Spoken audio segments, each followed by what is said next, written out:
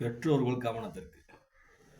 நம்முடைய பிள்ளைகளுடைய விஷயத்தில் ரொம்ப அக்கறை செலுத்துவது நம்ம மீது ரொம்ப பொறுப்பாக இருக்குது. வயசுக்கு வந்த பெண்ணாக இருக்கட்டும், அது ஆணாக இருக்கட்டும், இவங்களுக்கு கல்யாணம் ஆகலை. ஆனால் இவங்க பெட்ரூமுக்குள்ளே அதிக நேரம் அவங்க டைம் எடுத்துக்கிறாங்க. அப்படி சொன்னால் ஒரு ஆண் தனியாக தூங்குறான் பெட்ரூமில், இல்லை ஒரு பொம்பளை பிள்ளை தனியாக தூங்குதுன்னா பெற்றோர்கள் நம்ம ரொம்ப கவனம் என்ன பண்ண அதை கவனத்தில் கொண்டு வரணும். அதே அது ஆம்பளை பிள்ளையாக இருக்கட்டும் பொம்பளை பிள்ளையாக இருக்கட்டும், பாத்ரூமில் போயிட்டு வெளியில் வரக்கு லேட்டாக சொன்னால் அப்பவும் நம்ம என்ன பண்ண ரொம்ப உஷாராக இருக்கணும். ஏன்னு சொன்னால் இதை சம்திங் ராங், பசங்களோட ரூட்டு தவறாக போகுதுன்னு அர்த்தம்.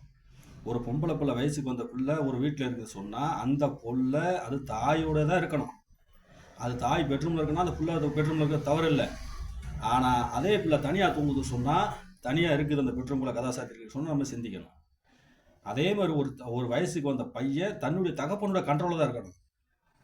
அப்போ தகப்பனோட கண்ட்ரோலில் இருக்க சொன்னால் என்ன பண்ண, அவன் பாத்ரூம்குள்ளே போகிறான்னா அவன் சிந்திக்கணும் அவன் என்ன செய்வான். அப்படின்னா இந்த தகப்பன் அவன் வயசில் என்ன செஞ்சானோ அதை தான் செய்வான் அவன். அப்போ இவர் முன்னாடி உஷாராயிட்டு என்ன பண்ண, பிள்ளைய ஒரு ஃப்ரெண்டாக பார்த்துட்டு அவன்கிட்ட அந்யோன்யமாக பேசும்பொழுது அவன் தவறான விஷயங்கள் செய்ய மாட்டான்.